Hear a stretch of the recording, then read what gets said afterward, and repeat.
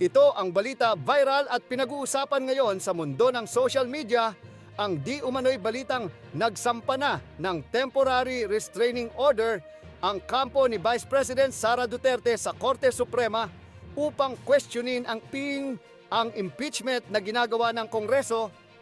Tiwala umano ang kampo ng pangalawang Pangulo na si Attorney Torreon na papanigan ng Korte Suprema ang kanilang hiling na temporary restraining order dahil sa mga ginagawa umanong fishing expedition ng ibang kongresista.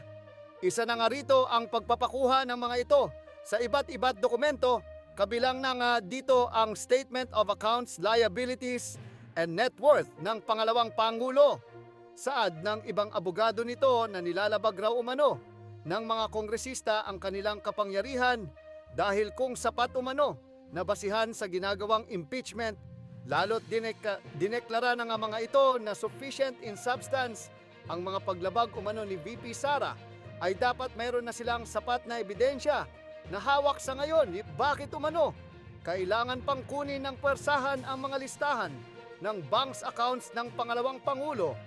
Lantaran umano itong pangloloko sa sistema ng ating demokrasya dahil sa mga paglabag sa karapatang pangtao dahil ba nasa kapangyarihan mga ito, kaya nila basta-basta na lamang ginagawa.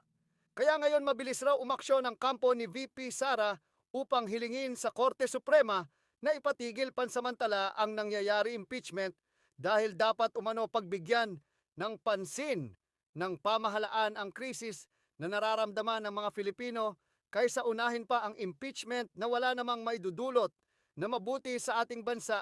Hindi naman umano si VP Sara ang problema ng bayan, kundi ang malawakang korupsyon na nangyayari sa ating bansa.